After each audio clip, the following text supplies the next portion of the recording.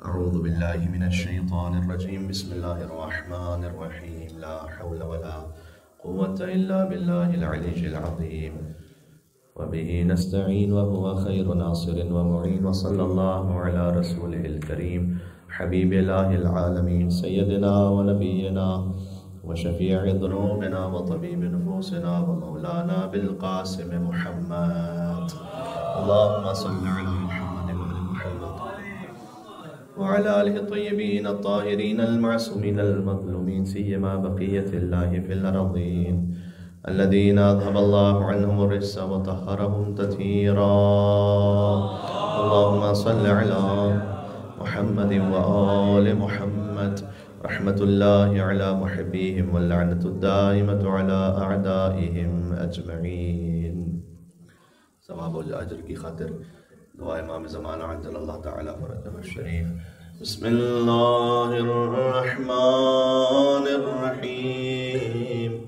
اللہم کن لولیک الحجة ابن الحسن صلواتك عليه وعلى آبائه في هذه الساعة وفي كل ساعة وليا وحافظا وقائدا وناصرا ودليلا وعينا حتى تسكنه أرضك طوعا وتمتعه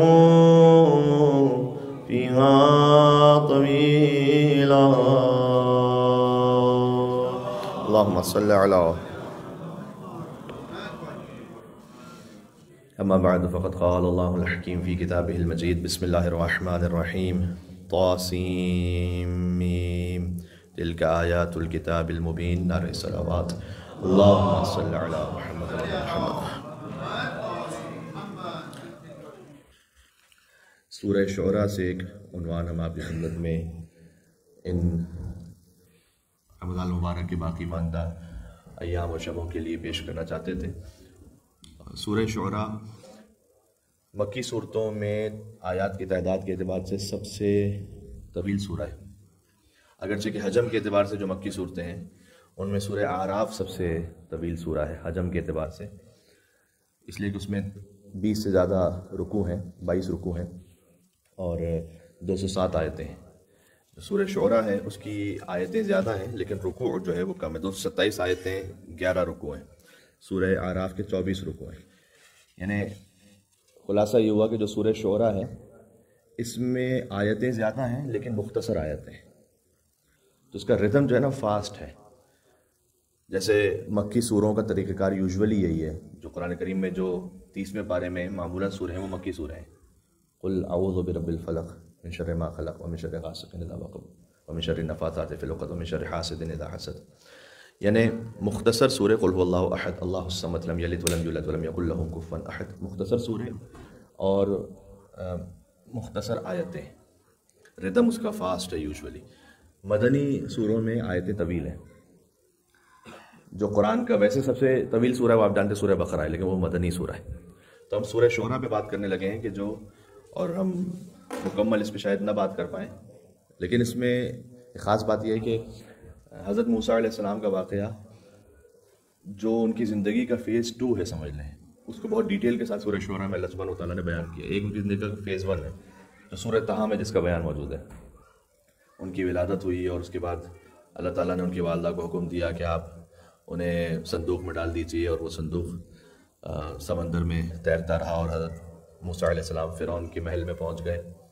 وہاں ان کی پرورش بھی ہوئی. پھر حضرت موسیٰ علیہ السلام کی والدہ وہاں پر پہنچی. یہ جو سارا واقعہ ہے. پھر حضرت موسیٰ علیہ السلام جوان ہو گئے، ان کا بعد میں ازدواج ہوا حضرت شعیب علیہ السلام کی بیٹیوں سے، اور جب وہ واپس پلٹے تو انہوں نے کہا کہ میں ہو سکتا ہے کہیں سے کوئی آنکھ روشن لے کر آؤں، کوئی اچھی خبر لے کر آؤں اپنے خانوادے سے. یہ جو سارا واقعہ ہے یہ سورہ طٰہٰ میں تفصیل کے ساتھ موجود ہے. اب اللہ تعالیٰ حضرت موسیٰ علیہ السلام سے کہہ رہا ہے کہ آپ جائیے فرعون کے پاس اور اس کے دربار میں جا کر اسے کہیے کہ تم نے طغیان کیا ہے. یہاں اس سورے میں جو ابتدا ہے وہ اس بات پر ہے. البتہ اس سورے کا جو آغاز ہے وہ سب سے پہلے تو خود رسول اللہ صلی اللہ علیہ وسلم سے مخاطب ہے اللہ سبحانہ و تعالیٰ. اچھا، یہ جو سورہ ہے یہ 19ویں سپارے میں ہے، 26واں سورہ ہے. مفسرین نے لکھا ہے کہ حضور کی بعثت کے بعد کے 4 سال کے اندر اندر یہ سورہ تقریباً نازل ہوا ہے. تو یہ سخت ترین حالات تھے اس وقت مسلمانوں کے. تو اللہ تعالیٰ نے تسلی دی ہے حضرت موسیٰ علیہ السلام کے واقعے کے ذریعے سے کہ دیکھو موسیٰ علیہ السلام کے ساتھ کیا ہوا تھا. تو ان واقعات کو بیان کر کے حضور مکرم کے لیے بھی تسلی ہے اور ان کے ساتھیوں کے لیے بھی تسلی ہے. طاسین میم سے آغاز ہے اس کا. حروف مقطعات پر مجھے کوئی تفصیل سے تو اس وقت بحث نہیں کرنی، وقت اتنا نہیں ہے. یہ یاد رکھیے گا کہ قرآن کے سوروں میں بھی مختلف گروپس ہیں. جیسے سورہ شعراء جو ہے وہ اس کے بارے میں علماء و مفسرین نے لکھا ہے کہ اس میں 8 سورے ہیں ایک گروپ کے اندر. تھوڑا سا کو کم کر دیجیے گا، پہلے ٹھیک تھا. نعرہ صلوات، اللہم صلی علی محمد و آل محمد.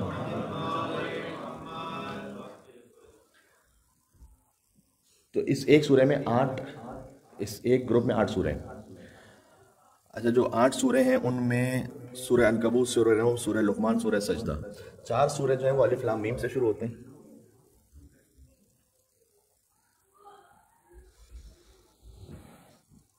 تین سورے ایسے ہیں جو طاسین سے شروع ہوتے ہیں. سورہ شعراء، سورہ قصص طاسین میم سے شروع ہوتے ہیں. سورہ نمل طاسین سے فقط شروع ہوتے ہیں. ایک سورہ وہ ہے کہ جو سورہ فرقان ہے کہ جو بغیر حروف مقطعات کے شروع ہوتا ہے. یہ 8 سوروں کا ایک گروپ ہے جس کا ایک میسج ہے. آئی تھنک ٹھیک ہے، میں خیال میں واضح آواز مل کے سروات بھیجیں. محمد وعلی محمد، محمد وعلی محمد. جیسے سورہ احزاب اور سورہ نور کا ایک پیئر ہے، اسی طریقے سے سورہ شعراء میں 8 سورے وہ ہیں کہ جن کا ایک گروپ ہے پورا اور ان کا ایک خاص میسج ہے. اچھا، اس سورے کو طاسین میم سے شروع ہوتا ہے، اسے تواسین بھی کہتے ہیں. تواسین 3 سورے ہیں، سورہ شعراء، سورہ قصص اور یا ہوتا ہے یا بالکل ہی نہیں ہوتا، درمیان میں کچھ نہیں ہے. مل کے صلوات بھیجیں محمد، اللہم صلی علی محمد.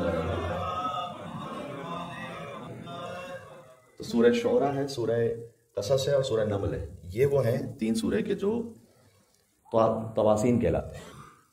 اچھا، جو تواسین ہے نا ان کی اپنی ایک اہمیت ہے، اس لیے کہ امام معصوم نے فرمایا کہ تواسین کی جو تلاوت کرے شب جمعہ اللہ سبحانہ و تعالیٰ اسے قیامت میں اولیاء اللہ میں محشور فرمائے گا. تو تواسین کون سے ہو گئے؟ سورہ شعراء، سورہ قصص، سورہ نمل. تو کبھی کوئی ایک شب جمعہ آپ یہ ضرور اپنی زندگی میں رکھیں کہ کم از کم ایک شب جمعہ مجھے سورہ شعراء، سورہ قصص اور سورہ نمل کی تلاوت کرنی ہے. اس لیے کہ امام علیہ السلام نے ارشاد فرمایا ہے کہ شب جمعہ ان 3 سوروں کی تلاوت کرنے والا اللہ سبحانہ و تعالیٰ کیا ولی اللہ محشور ہوگا. اسی طریقے سے ایک گروپ ہے حوامیم کا.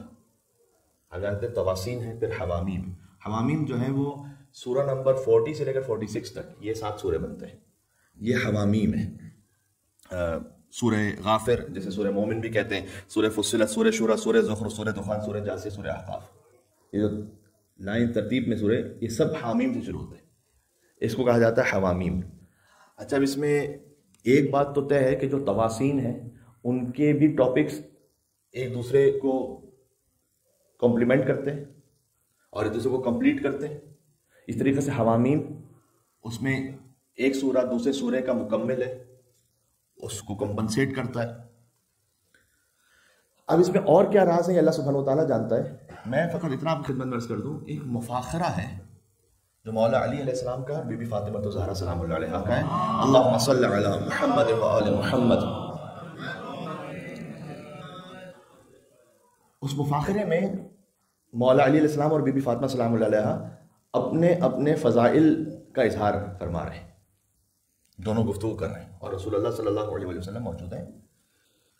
مجھے یاد نہیں پڑتا کہ یہاں اس میلبرن کی سرزمین پر کبھی میں نے اس مفاخرے کو تفصیل سے پڑھا یا نہیں پڑھا. البتہ اوورسیز تو میں نے پڑھا ہوا اور اس کے کچھ سوشل میڈیا کے ذریعے سے کلپس بھی شاید اب تک پہنچ گئے ہوں گے آلریڈی. تو وہ مفاخرہ اس میں بی بی فاطمہ سلام اللہ علیہ مثال کے طور پر مولا علی علیہ السلام یہ کہتے ہیں کہ میں نبع عظیم ہوں. صحیح، مولا نے اپنی فضیلت کو بیان کیا کہ میں نبع عظیم ہوں. تو بی بی فاطمہ سلام اللہ علیہ نے جواب دیا کہ میں بنت صادق اور امین ہوں. اس طرح سے مفاخرہ ہو رہا ہے. اس طرح مولا علی علیہ السلام نے کہا کہ میں وہ ہوں کہ جس کے ذریعے سے آدم علیہ السلام نے توبہ کی. تو بھی فاطمہ سلام اللہ نے جواب دیا کہ میں وہ ہوں کہ جس کے ذریعے سے آدم علیہ السلام کی توبہ قبول ہوئی. بڑا خوبصورت ایک لطیف مکالمہ ہے. اس میں یا مثال کے طور پر مولا علی علیہ السلام نے کہا کہ میں وہ ہوں کہ میرا نام اللہ سبحانہ و تعالیٰ نے اپنے نام عالی سے مشتق فرمایا. تو بی بی سیدہ سلام اللہ نے کہا کہ میں وہ ہوں کہ اللہ سبحانہ و تعالیٰ نے میرا نام اپنے نام فاطر سے مشتق فرمایا. تو اس کا اختتام یہاں پر ہوتا ہے کہ حضور نے کہا کہ اے فاطمہ آپ مفاخرہ یا مقابلہ نہ کریں فضائل میں علی ابن ابی طالب علیہ السلام سے، اس لیے کہ ھذا جبرائیل و میکائیل و اسرافیل و اسرافیل، یہ میکائیل اور جبرائیل اور اسرائیل اور اسرافیل ہیں 4000 ملائکہ کے ساتھ جو علی ابن ابی طالب کی مدد کر رہے ہیں آپ کے ساتھ مفاخرے میں. اور ھذا راحیل و دردائیل، اور یہ راحیل اور دردائیل ہیں کہ جو 4000 مزید ملائکہ کے ساتھ اس مفاخرے کو سن رہے ہیں. تو یہ ایک بڑا لطیف یعنی اس کا مکالمہ ہے. اس کو میں نے اس وقت کیوں پیش کیا؟ اس وقت مولا علی علیہ السلام نے اپنے فضائل کے لیے فرمایا انا الحوامیم. یہ جو حامیم کے جو سورہ ہیں نا 6، یہ میں ہوں. 7 جو سورہ ہیں. اب اس کی کیا مصلحت ہے، کیا راز اس میں، یہ مولا علی علیہ السلام جانتے ہیں کہ کیوں خاص حوامیم سے اپنے آپ کو تشبیہ دی مولا نے کہ میں وہ حوامیم ہوں. قرآن کے وہ 7 سورے جو حامیم سے شروع ہوتے ہیں. اس کے بعد بی بی فاطمہ سلام اللہ علیہ نے جواب دیا انا ابن بنت تواسین، آپ حوامیم ہیں اور میں بنت تواسین ہوں. تو وہ تواسین یعنی جو 3 سورے جو تواسین سے شروع ہوتے ہیں، جس میں 2 تاسین میم سے شروع ہوتے ہیں اور 1 تواسین سے شروع ہوتے ہیں. تو جب بنت تواسین اس کا مطلب ہے کہ رسول اللہ صلی اللہ علیہ وسلم تواسین ہیں اور امیر المومنین حوامیم ہیں. انہیں تواسین میں سے ایک سورہ ہے سورہ شعراء جو تواسین میم سے شروع ہوتا ہے. اور اس سورے میں جو آیت نمبر 10 سے آن ورڈز مجھے اصل میں کچھ تفصیل سے آپ کے سامنے پڑھنا تھا، لیکن میں اس وقت سوچتا رہا کہ تبرکاً جب آیت نمبر 10 سے پڑھنا ہے تو کیوں نہ ابتدائی سے پڑھ لیا جائے کہ اس کا میں ایک فلو آپ کے سامنے اور میرے سامنے بھی ہم اس کو درک کر پائیں اچھی طرح سے. بسم اللہ الرحمن الرحیم. طاسیم میم حروف مقطعات ہیں. حروف مقطعات جہاں کہیں بھی آئیں گے اس میں اگلی آیت آپ دیکھیں گے کہ اللہ تعالیٰ نے قرآن کی عظمت کا بیان کیا ہے. الف لام میم ذالک الکتاب لا ریب فیہ. الف لام میم کے 6 سورے ہیں قرآن میں، جس میں سے 2 مدنی ہیں 4 مکی ہیں. جو 2 مدنی ہیں وہ سورہ بقرہ اور سورہ آل عمران ہیں، اور جو 4 مکی ہیں وہ ہیں کہ جو اس سورہ شعراء کے گروپ میں ہیں، جو میں نے ابھی آپ کی خدمت میں عرض کی. تو جہاں کہیں حروف مقطعات آئیں گے، حروف مقطعات کے فوراً بعد معمولاً قرآن کی عظمت کا بیان ہے. جیسے یہاں پر ہے طاسیم میم تلک آیات الکتاب المبین، یہ روشن کتاب کی آیتیں ہیں. یہ کیوں اللہ سبحانہ و تعالیٰ نے اس انداز کو اختیار کیا ہے؟ بارہا اس بات کو بیان کیا جا چکا ہے کہ قرآن کے ایک ایک امر میں اور ایک ایک فعل میں اللہ تعالیٰ کی ہزاروں حکمتیں ہیں. ہم جو حکمت اب تک سمجھ پائیں وہ یہ ہے کہ اللہ تعالیٰ نے سمجھایا ہے مکے والوں کو، مدینہ والوں کو، جن پر براہ راست جن کے سامنے قرآن آ رہا تھا، کہ دیکھو عربی تم بھی بولتے ہو اور یہ عربی بھی، قرآن بھی عربی میں ہے، اور انہی حروف سے ہے جن حروف کو تم استعمال کرتے ہو یوزولی، جو الگ سے حروف نہیں ہے. جو قرآن معجزہ ہے اس کا مطلب یہ نہیں کہ اللہ تعالیٰ نے کوئی ایسی چیز سے معجزہ بنا دیا ہے جو تمہارے سامنے تھی نہیں. الف لام میم تم استعمال کرتے ہو، الف لام را یہ تم استعمال کرتے ہو حروف، تا سین میم یہ تم استعمال کرتے ہو، یاسین یا بھی تم استعمال کرتے ہو، سین بھی استعمال کرتے ہو، تا ہا تا استعمال کرتے ہو، ہا استعمال کرتے ہو. تو یہ وہ کوئی الگ سے مٹیریل نہیں کہ جسے اللہ سبحانہ و تعالیٰ نے نازل کر دیا ہو کہ تم یہ کہو کہ ہمارے پاس تو تھا ہی نہیں جو معجزہ ہو گیا. نہیں، یہ تمہارے سامنے دسترس میں تمہارے سارے حروف. لیکن تم میں اور اللہ سبحانہ و تعالیٰ میں فرق یہ ہے کہ جب تم اسے استعمال کرتے ہو تو عام کلام بنتا ہے، جب اللہ ان حروف کو استعمال کرتا ہے تو قرآن مجید بنتا ہے. یہ فرق ہے. تو طاسین میم تلک آیات الکتاب المبین لعلک باخع نفسک الا یکونوا مؤمنین.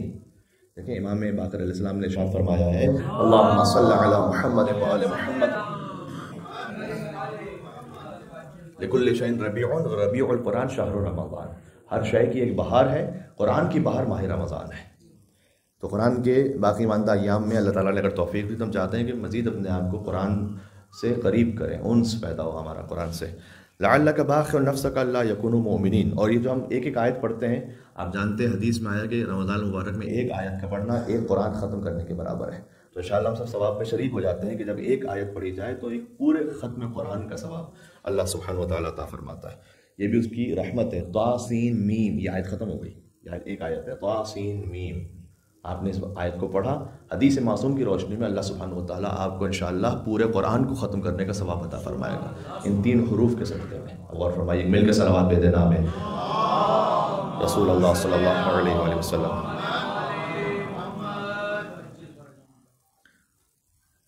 تو جس طریقے سے ہمارے لیے یہ قبول کر لینا آسان ہو جاتا ہے کہ رمضان میں اللہ سبحانہ و تعالیٰ کی اتنی بے پناہ رحمتیں ہیں کہ ایک آیت ایک قرآن ختم کرنے کے برابر ہے، ویسے ہی امام حسین علیہ السلام کا معاملہ ہے. وہاں پر بھی اپنے دل کو وسیع کریں کہ اگر اللہ سبحانہ و تعالیٰ کے حکم سے کوئی امام حسین علیہ السلام کی خاطر کریا کرے تو اللہ اس پر جنت کو واجب کر دے. تو اس پہ تعجب کی بات نہیں کہ اتنے چھوٹے سے عمل پہ کیوں ہوا. یہ ہماری نگاہ میں چھوٹا سا عمل ہے، جیسے طا سین میم کو پڑھنا ایک چھوٹا سا عمل ہے بظاہر ہمارے نگاہ میں، لیکن اللہ سبحانہ و تعالیٰ کی حکمت یہ ہے کہ اس میں پورے قرآن کا ثواب عطا ہو. لعلک باخع نفسک الا یکونوا مؤمنین. آپ تو اپنے آپ کو صدمے سے شاید ہلاک ہی کر دیں گے اگر یہ لوگ اگر یہ مومن نہ ہوئے تو. یعنی حضور صلی اللہ علیہ وسلم تبلیغ میں اتنا زیادہ آپ نے کوشش کرتے تھے کہ آپ تو اپنی جان ہی پر کھیل جائیں گے اس غم میں کہ یہ ایمان نہیں لے کر آتے. ان نشأ ننزل علیہم من السماء آیہ، اگر ہم چاہیں نا تو آسمان سے ہم ایک نشانی نازل کرتے ہیں. وظلت اعناقهم لها خاضعین، تو ان سب کی گردنیں جھک جائیں گی اللہ کے پاس. اگر ہم چاہیں تو ہم کام کر سکتے ہیں اللہ کی، لیکن یہ سنت نہیں ہے. اللہ کی سنت یہ نہیں ہے. اگر اللہ تعالیٰ چاہے تو چونکہ حضرت حجت ظہور فرمائے، ان کے ظہور کی تعجیل کے صلوات بھیجے محمد و محمد کا. اللہم صل علی محمد و علی محمد. اور وہ ایک سورہ رحمان پڑھ کے پھونک دے تو سارا کفر و الحاد ختم ہو جائے، تو یہ ہو سکتا ہے نہیں ہو سکتا؟ بالکل ہو سکتا ہے، لیکن اللہ تعالیٰ کی سنت نہیں. اللہ تعالیٰ عام عادی طریقے سے، اس لیے کہ اگر ویسا ہوگا تو فقط وہ تو حجت خدا کا معاملہ ہوا اللہ سبحانہ و تعالیٰ کے ساتھ. اللہ تعالیٰ چاہتا ہے کہ دنیا میں جتنے انسان ہیں نا ان سب کے پاس یہ موقع ہو کہ وہ اللہ سبحانہ و تعالیٰ کی بارگاہ میں آگے بڑھیں. ٹھیک ہے، تو اس لیے وہ عام طریقے سے نظام کو آگے بڑھاتا ہے. اللہ تعالیٰ نے کہا اگر ہم چاہتے تو آسمان سے نازل کر دیتے آیت کو کہ ان سب کی گردنیں جھک جاتی. وما یاتیہم من ذکر من الرحمن محدث الا کانوا عنہ معرضین. لیکن معاملہ یہ کہ ان کے پاس جو بھی رحمان کی جانب سے آیت آتی ہے یہ اس کا انکار ہی کر دیتے ہیں. فقد کذبوا فسیاتیہم انباء ما کانوا بہ یستہزئون. اگلی آیت پڑھتا ہوں. اولم یروا الی الارض. پھر اللہ تعالیٰ کہتا ہے اگر تمہیں نشانی ہی دیکھنی ہماری تو نشانی دیکھو نا، یہ کہ ہم نے، کیا تم زمین کی طرف نہیں دیکھتے کہ کم انبتنا فیہا من کل زوج کریم، کہ ہم نے کتنی ہی پھلوں کو اور سبزیوں کو ایک پیڑ کی صورت میں بنایا ہے. کیا یہ نشانی کافی نہیں تمہارے پاس؟ کون ہے اللہ سبحانہ و تعالیٰ کے علاوہ کہ جو یہ سب امر انجام دے رہا ہے؟ ان فی ذلک لآیہ وما کان اکثرهم مؤمنین. اس میں نشانی ہے تمہارے لیے، اگر تم ایمان لانا چاہو تو یہ کافی ہے نشانی ہے اگر تم مومن ہو. وَإِنَّ رَبَّكَ لَهُوَ الْعَزِيزُ الرَّحِيمُ. یہ غور کیجیے گا. اور یقیناً تمہارا رب بہت عزت والا، یعنی بہت غالب آنے والا اور رحیم ہے. یوزولی عزیز کے ساتھ جو صفت اللہ کے کلام میں استعمال ہوتی ہے وہ حکیم ہے، عزیز الحکیم. یہاں پر عزیز الرحیم استعمال میں، عزیز الحکیم نہیں. اس کی وجہ بظاہر یہ ہے کہ اللہ تعالیٰ نے کہا کہ ہماری رحمت کا تقاضا ہے کہ ہم فوراً ایک ایسی بڑی نشانی نہیں بھیجتے کہ تم سب کی گردنیں جھک جائیں. یعنی اللہ تعالیٰ آسمان سے پتھر نازل کرنا شروع کر دے تو پھر کون ہے اس کے مقابلے میں کھڑا؟ تو اللہ تعالیٰ نشانی نازل کر سکتا ہے، لیکن اس کی رحمت کا تقاضا ہے کہ وہ یہ کام نہیں کرتا، وہ مہلت دیتا ہے. تو وہ غالب آنے والا ہے لیکن وہ رحم کرنے والا بھی ہے. بات واضح ہو رہی ہے؟ اور جتنا اللہ نے دنیا میں رحم کیا ہے، حدیث میں حضرت سلمان فارسی سے روایت ہے کہ حضور نے فرمایا کہ اللہ کی رحمت کے 100 حصے ہیں تو اس میں سے ایک حصہ اللہ تعالیٰ نے اس دنیا میں بھیجا ہے، باقی 99 قیامت میں حساب کتاب کے لیے بچا کے رکھے. اس دنیا میں جتنا بھی ایک دوسرے کے ساتھ کوئی رحم دلی محبت ہے، ماں کے دل میں اولاد کے لیے محبت اور رحمت ہے، وہ اللہ کی رحمت کے ایک حصے کا صدقہ ہے جو ساری دنیا میں پھیلی بھی. اب سوچئے گا کہ جب اللہ تعالیٰ حساب کتاب کرے گا تو اس ایک حصے کو 99 حصے کے ساتھ ملائے گا اور 100 حصوں کو مخلوقات پہ پھیلا کے حساب کرے گا. یہ حضرت سلمان سے روایت ہے. تو اللہ تعالیٰ غالب ہے، عزت والا ہے. عزت والا ہم اردو میں جو عزت کہتے ہیں وہ عزت تھوڑا سا کسی اور میننگ میں، یا قرآن میں جو عزت جس معنی میں استعمال ہوتا ہے نفوذ ناپذیر، اس کو کوئی پینیٹریٹ نہیں کر سکتا اللہ تعالیٰ کو، اس کے امر کو کوئی بریچ نہیں کر سکتا، لیکن وہ رحمت والا نہیں ہے. یوزولی جو غالب ہوتا ہے وہ ڈکٹیٹر بن جاتا ہے. اللہ تعالیٰ کا معاملہ یہ نہیں، وہ رحمت والا ہے. وَإِذْ نَادَى رَبُّكَ مُوسَىٰ أَنِ ائْتِ الْقَوْمَ الظَّالِمِينَ. پھر یہ حضور صلی اللہ علیہ وسلم کے دل کو تسلی دی اللہ تعالیٰ نے کہ یاد کیجیے اللہم صلی علی محمد وعلی محمد، کہ جب اللہ تعالیٰ نے آپ کے رب نے موسیٰ علیہ السلام کو ندا دی کہ جاؤ ظالمین کے پاس جاؤ، اب حضرت موسیٰ علیہ السلام کا واقعہ سے شروع ہو جائے، تقریباً 60 آیتوں پر جاری رہے گا، اور ہم اسی کو آگے آنے والے کچھ انشاءاللہ دروس میں ڈسکس کریں گے۔ قوم فرعون الا یتقون، وہ جو فرعون کی قوم ہے اس کے پاس جاؤ اور اسے جا کے کہو کہ تم اللہ سبحانہ و تعالیٰ سے خوف نہیں کھاتے، تقوی نہیں اختیار کرتے اللہ کا۔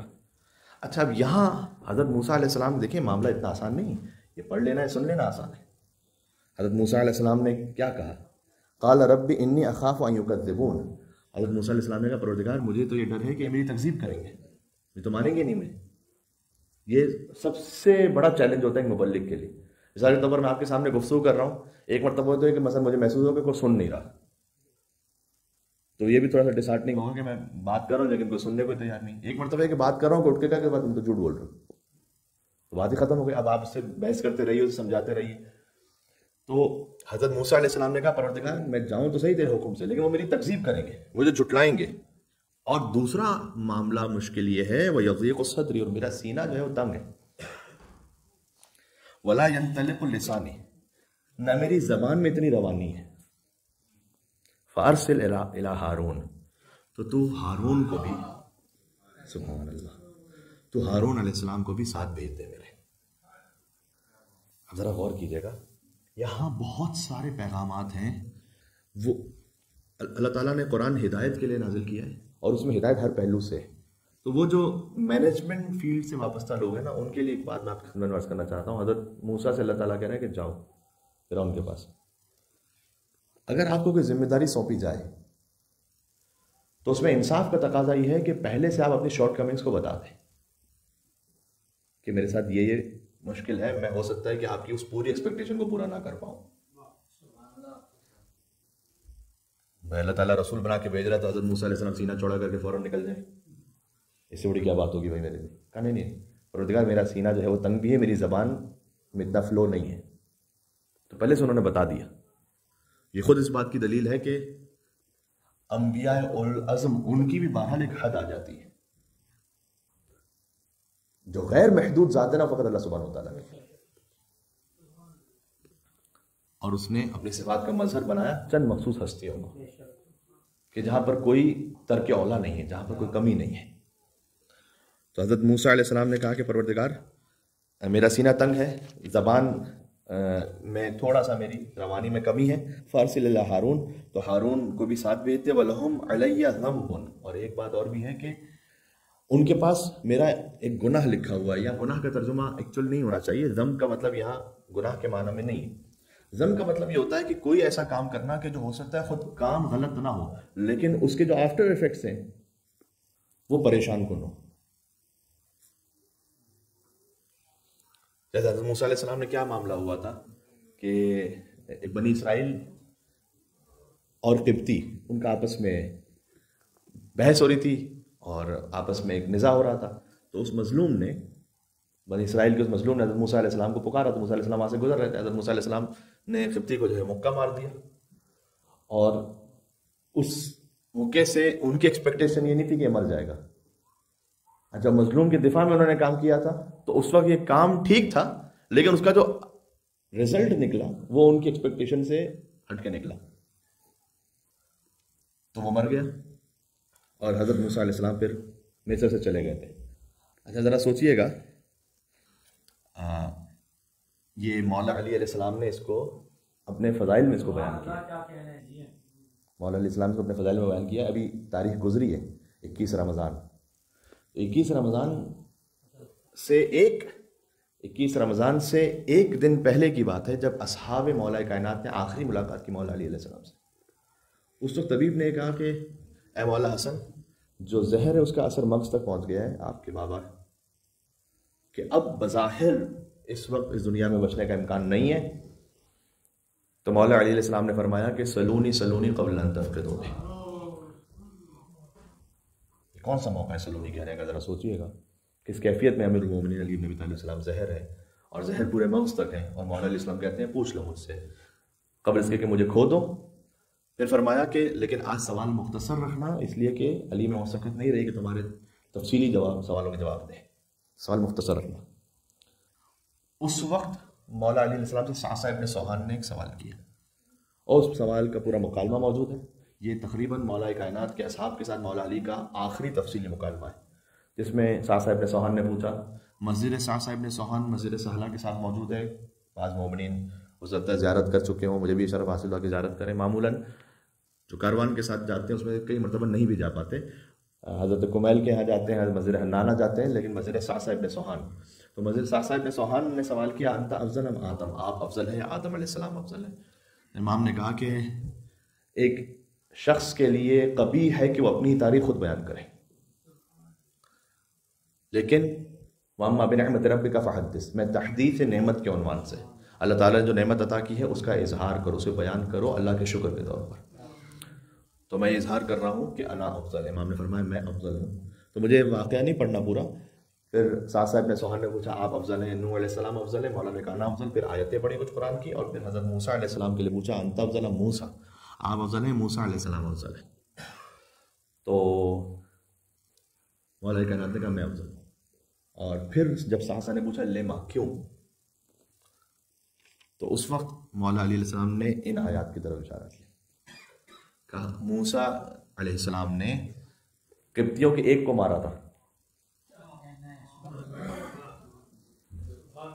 وہ بھی قتل کرنے کا ارادہ نہیں کیا تھا، یہ قتل خطا ہو گیا تھا، اور اللہ تعالیٰ نے کہا کہ جاؤ فرعون کے پاس، تو حضرت موسیٰ علیہ السلام نے کہا پروردگار میرے دل میں خوف ہے کہ میں نے ایک مارا ہوا ہے ان کا، تو ہارون کو میرے ساتھ بھیج دیں۔ اور کہا جب رسول اللہ صلی اللہ علیہ وآلہ وسلم نے مجھے سورہ براءت دیا کہ جاؤ مکہ میں جا کے سناؤ یہ، تو جب میں مکہ میں پہنچا تو ان میں سے کوئی ایسا نہیں تھا، میری مجلسوں کا عنوان یہ تھا، کوئی ایسا نہیں تھا کہ کسی کے باپ کو، کسی کے دادا کو، کسی کے چچا کو، کسی کے ماموں کو میں نے بدنام کیا یا علی۔ تبھی میں نے رسول اللہ سے یہ نہیں کہا کہ یا رسول اللہ میرے دل میں خوف ہے ان سب کے درمیان جا کے میں کیسے کہوں گا، یہ کیسے سورہ سناؤں گا جس کا آغاز یہ براءۃ من اللہ، کہ اللہ سبحانہ و تعالیٰ جو ہے وہ بیزار ہے، مشرکین سے بیزار ہے۔ بات واضح ہو رہی؟ تو اس لیے سبحان اللہ، ایک مل کے صلوات دیتے ہیں محمد وعلی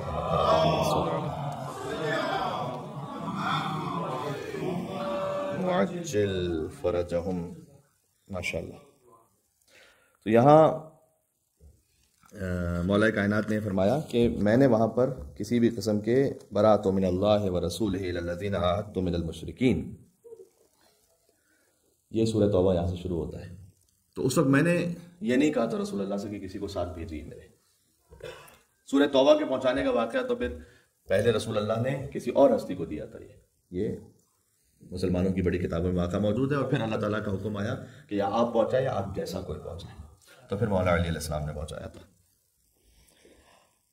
وَلَهُمْ عَلَيَّ ذَنْبٌ، تو بس میں بات ختم کر رہا ہوں آج کی حد تک، کہ وہ اپنے پاس میرے لیے ایک گناہ لکھ کے بیٹھے ہوئے ہیں، فَأَخَافُ أَن يَقْتُلُونِ، مجھے خوف ہے کہ جب میں جاؤں گا تو وہ مجھے مار دیں گے۔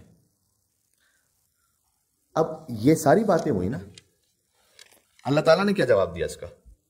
سب سے پہلے حضرت موسیٰ علیہ السلام نے کہا کہ موری تکذیب کریں گے، میرا سینہ تنگ ہے، وہ زبان میں لکنت ہے، اور ان کے پاس میرا ایک جرم بھی لکھا ہوا ہے۔ اللہ تعالیٰ نے ایک بات کہی سب سے پہلے، تو قال کلا، آپ جائیے کچھ نہیں ہونے والا۔ یہ اب عام انسان کا کلام نہیں ہے۔ آپ سے کوئی آگے کہتا ہے کہ یار میں بہت بری طریقے سے پھنس گیا ہوں، ہو سکتا ہے کوئی آپ سے کہے، مثال طور پر دے رہا ہوں ATO کے معاملات میں بہت بری طریقے سے پھنس گیا ہوں، یہ پرابلم ہے، وہ پرابلم ہے، ایسا ویسا، آپ کہیں یار کچھ نہیں ہونے والا۔ ہو سکتا ہے دل میں سوچے کہ بھائی بول تو رہے ہیں کچھ بھی ہونے والا، پتہ نہیں کیا ہو جائے کل ہی کیا۔ اللہ تعالیٰ جب کسی کو کہے نا کہ جاؤ کچھ نہیں ہوگا، قال کلا، فرمایا کچھ نہیں، ایسا کچھ نہیں۔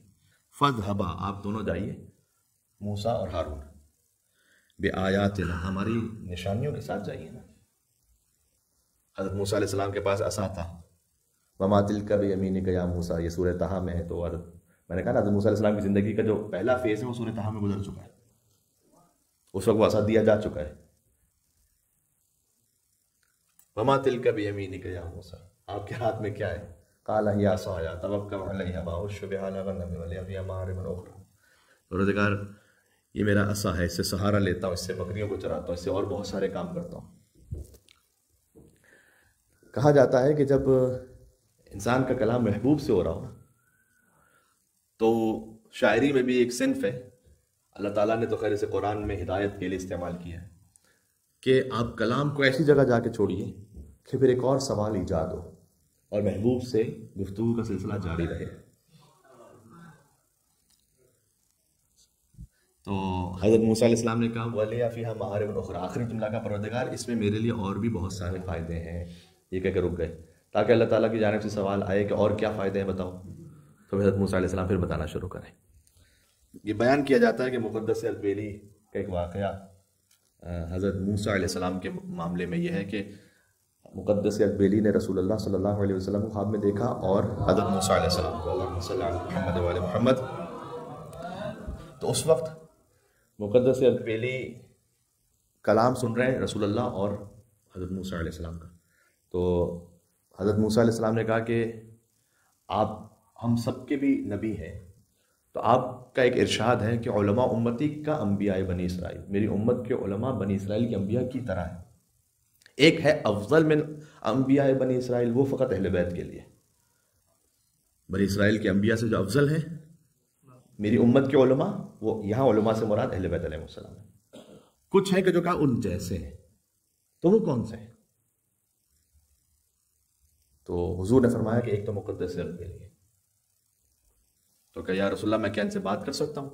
تو حضور نے اجازت دی. تو حضرت موسیٰ علیہ السلام بات کرتے ہیں مقدس البیلی سے. تو پوچھا کہ آپ کا نام کیا ہے؟ تو فرمایا کہ میرا نام محمد ہے، باپ کا نام احمد ہے، میں اربیل میں پیدا ہوا ہوں، مسئلہ میں کربلا زیارت امام حسین علیہ السلام پر جاتا ہوں، میں نجف میں پڑھتا ہوں، وغیرہ وغیرہ. لمبی بات کی انہوں نے. تو حضرت موسیٰ علیہ السلام نے کہا میں نے فقط آپ سے اتنا نام پوچھا، آپ اتنا لمبا جواب دے رہے ہیں مجھے پورا.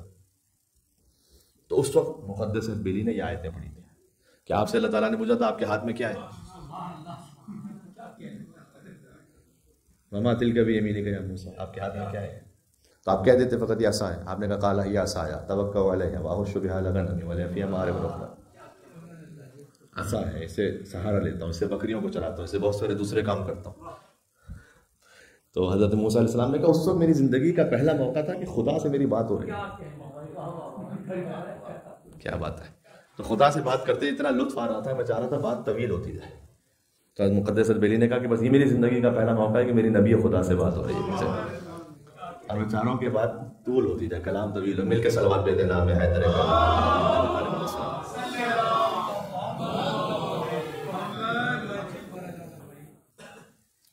تو اللہ تعالیٰ نے کہا کہ اے موسیٰ جائیے آپ فرعون کے پاس. تو انہوں نے 4 باتیں بیان فرمائی. فرمایا کہ ایک تو یہ کہ وہ میری تکذیب کریں گے، مجھے جھٹلائیں گے، میری بات کو مانیں گے نہیں. دوسرا یہ کہ میرا سینہ تنگ ہے. تیسرا یہ کہ میری زبان نہیں چلتی ہے. اور چوتھا یہ کہ مجھے ڈر ہے کہ وہ مجھے قتل کر دیں گے. اللہ تعالیٰ نے جواب دیا کلّا، ایسا انشاءاللہ کچھ نہیں ہوگا. انشاءاللہ میں کہہ رہا ہوں، اللہ تعالیٰ تھوڑی کہے گا انشاءاللہ. وہ کہہ رہے کلّا جاؤ، کچھ نہیں ہوگا. فَاذْهَبَا، تم دونوں جاؤ. فَاذْهَبَا بِآيَاتِنَا، جاؤ ہماری نشانیوں کے ساتھ. اس پہ بات ہو رہی تھی کہ ہم نے عصا عطا کیا ہے، ید بیضا ہے حضرت موسیٰ علیہ السلام کے پاس. اِنَّا مَعَكُمْ مُسْتَمِعُونَ، سبحان اللہ، ہم بھی تمہارے ساتھ سنیں گے جو کچھ ہو رہا ہے. آپ کو اگر کوئی مضبوط سہارا مل جائے نا، ارے آپ جائیے ہم دیکھتے ہیں یہاں پر، ہم ہیں وہاں. یا کبھی ہوتا ہے آپ کو کوئی بلاتا ہے کسی کام سے نا، تو آپ کسی نے آپ سے کوئی کام کہا یا آپ نے کسی سے کوئی کام کہا، انہوں نے کہا کہ آپ آ جائے گا، میں ہوں گا، خود وہاں ہوں گا، میں دیکھ لوں گا. تو اللہ تعالیٰ کہہ رہا ہے کہ ہم خود سنیں گے. تسلی ہے، آپ دونوں اکیلے ہیں لیکن آپ فکر نہ کیجیے. میرے زبان پر آنے والا تھا گھبرانا نہیں، لیکن چونکہ ایک سیاسی نعرہ اس وقت بنا ہوا ہے اس لیے میں نے لفظ بدل دیا. فَأْتِيَا فِرْعَوْنَ، ایک عربی زبان میں لفظ استعمال ہوتا ہے، مجھے یہ آخری آیت ہے بلکہ سیکنڈ لاسٹ جو اس آج کے سلسلے میں پڑھنی ہے. ایک عربی زبان میں لفظ استعمال ہوتا ہے جا، ایک ہوتا ہے اتا. جا کا مطلب ہوتا ہے جانا، اتا کا مطلب ہوتا ہے جانا. لیکن عربی زبان کی یہ خاصیت ہے کہ کوئی ایک لفظ بھی، یعنی کوئی آپس میں مترادف، مل کے صلوات بھیجتے ہیں. اللہم صلی علی محمد. تشریف لائیے گا. قبلہ کعبہ مولانا امین حسن صاحب تشریف لا رہے ہیں، ان کے احترام میں مل کے بآواز بلند نعرہ صلوات اللہم صلی علی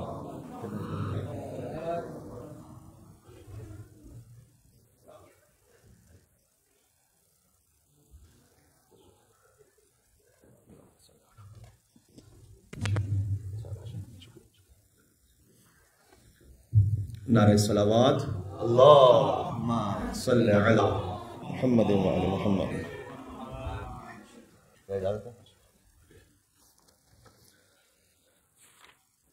ایک عربی زبان میں لفظ استعمال ہوتا ہے جا، ایک ہوتا ہے عطا. لیکن عربی زبان کی خاصیت یہ ہے کہ کوئی بھی دو الفاظ 100% ایک معنی کے نہیں، کہیں نہ کہیں معنی کے ڈیپتھ میں کوئی نہ کوئی ایسا فرق ہے کہ اللہ سبحانہ وتعالیٰ نے کیوں ایک لفظ استعمال کیا، کوئی دوسرا استعمال نہیں کیا. اب اس کی حکمتیں اور کامل مصلحتیں اللہ تعالیٰ جانتا ہے. میں آپ کے سامنے ایک مثال دیتا ہوں. مثال کے طور پر اہدنا الصراط المستقیم، صراط کا کیا مطلب ہے؟ بہت واضح ہے. تو سبیل کا کیا مطلب ہے؟ تو اہدنا السبیل المستقیم کیوں نہیں کہا؟ پروردگار مجھے سبیل مستقیم کی ہدایت فرما. کیوں صراط مستقیم؟ اب ہو سکتا ہے کہ اس میں بے شمار لامتناہی نکات ہوں جن تک ابھی ہماری رسائی بھی نہیں ہے. بعض جگہوں پہ اللہ سبحانہ وتعالیٰ نے سبیل الہی کا ذکر کیا ہے اور سوروں میں، اس میں اپنی مصلحتیں ہوں گی.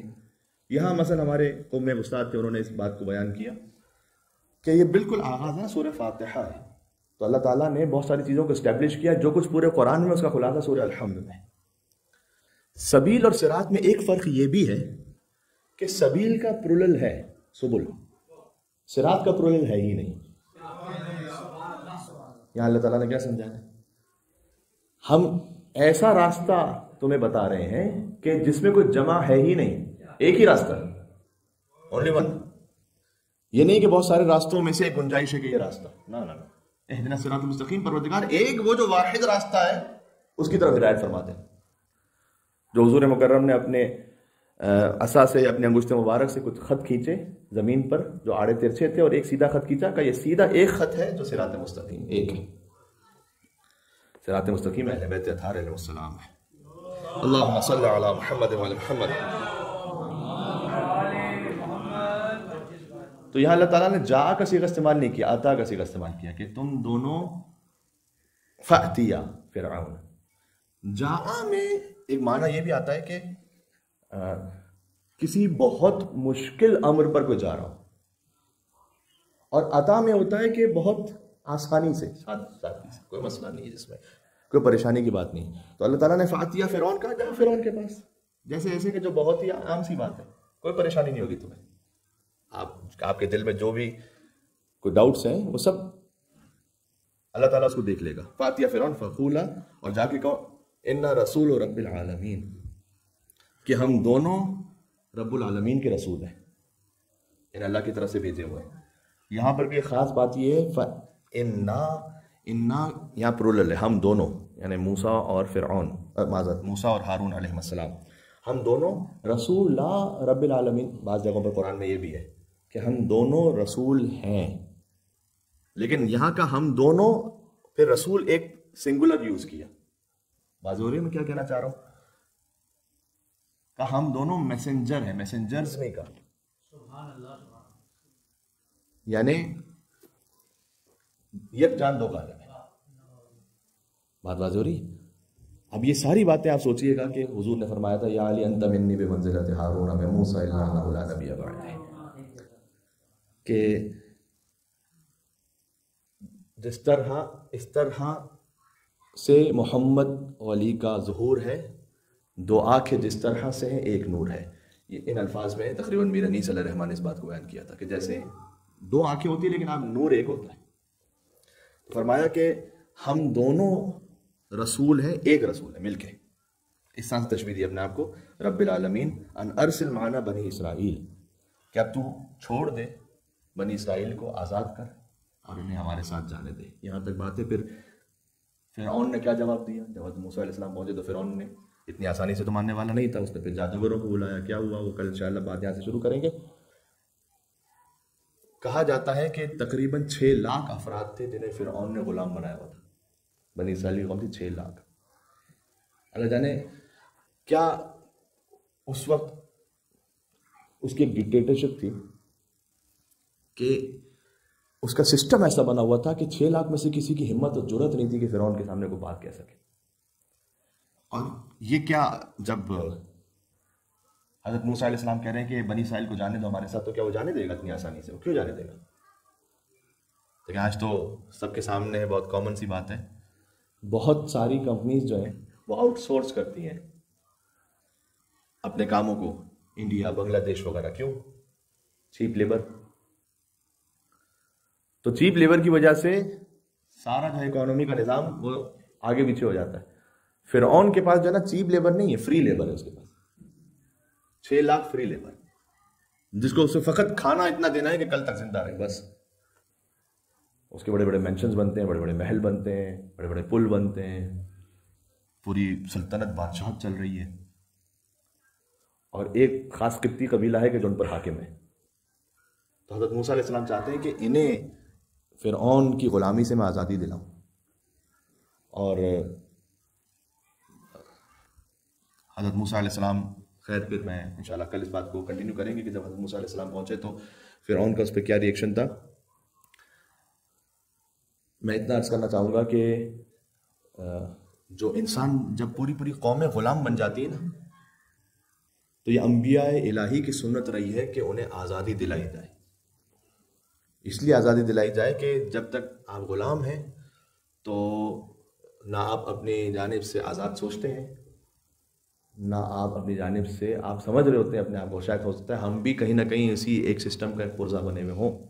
ہمیں سوچنا پڑے گا کہ ہم آزاد بن کر سوچتے نہیں ہیں پھر کہ کیا حق ہے، کیا باطل ہے، کیا صحیح ہے، کیا غلط ہے.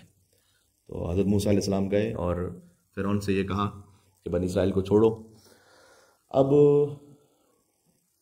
یہاں منزل مصائب پہ ایک بات میں عرض کرنا چاہوں گا کہ ابا عبداللہ الحسین علیہ السلام نے ایک جملہ کہا تھا کربلا میں، اور فرمایا کہ یا شیعۃ آل ابی سفیان، اے آل ابو سفیان کے شیعوں، اگر تمہیں اللہ کا خوف نہیں ہے اور تم معاد پر یقین نہیں رکھتے ہو، فَكُونُوا أَحْرَارًا فِي دُنْيَاكُمْ، کم از کم دنیا میں آزاد بن کر رہو.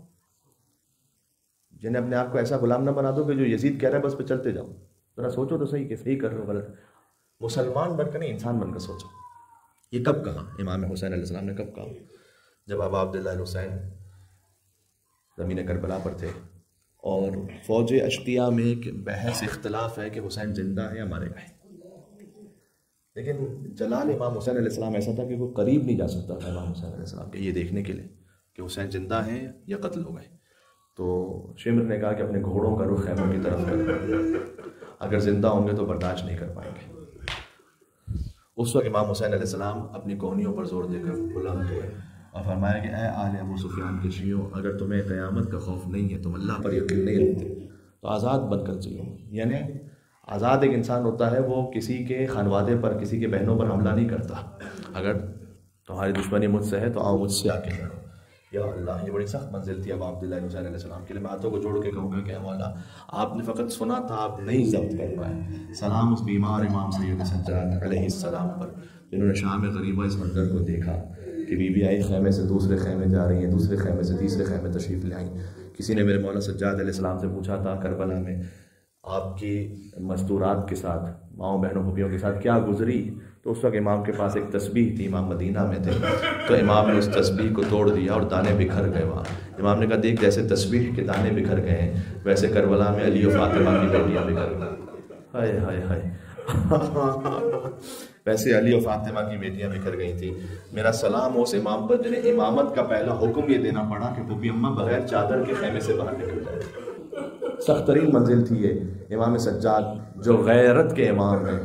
یا اللہ، کہ امام سجاد علیہ السلام سے بی بی زینب سلام اللہ علیہ آئیں اور سوال کریں. یہاں علماء نے لکھا ہے کہ جو بی بی زینب عالمہ غیر معلمہ ہے، وہ مسئلہ کہ جو کسی عام سے شخص کو بھی معلوم ہے کہ اپنی جان بچانا واجب ہے، کیا وہ بیوی کو نہیں پتا تھا؟ کیا پتا تو ہے. تو پھر کیوں بیوی پوچھ رہی ہیں کہ ہم جل کر مر جائیں یا خیموں سے باہر چلی جائیں؟ شاید وجہ یہ ہو کہ بیوی یہ چاہتی ہوں کہ اگر کوئی امام وقت کی جانب سے گنجائش آ جائے، حکم آ جائے، تو زینب کے لیے جل کر مر جانا زیادہ آسان ہے.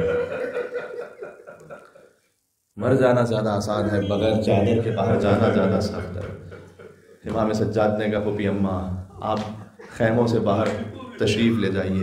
جس بی بی کے لیے گویا جل کر خیموں میں مر جانا زیادہ آسان تھا، وہی بی بی روز روشن بے مخنا و چادر کوفہ اور شام کے بازاروں میں تھے، اور منادی ندا دے رہا تھا کہ یہ علی و فاطمہ کی بیٹی ہے. یا اللہ انا للہ و انا الیہ راجعون، رضا بقضائک و تسلیما لامرک. صلی اللہ علیہ یا ابا عبداللہ، صلی اللہ علیہ ابن رسول اللہ، صلی اللہ علیہ ابن امیر المومنین، صلی اللہ علیہ ابن فاطمة الزہرا سیدت نساء العالمین.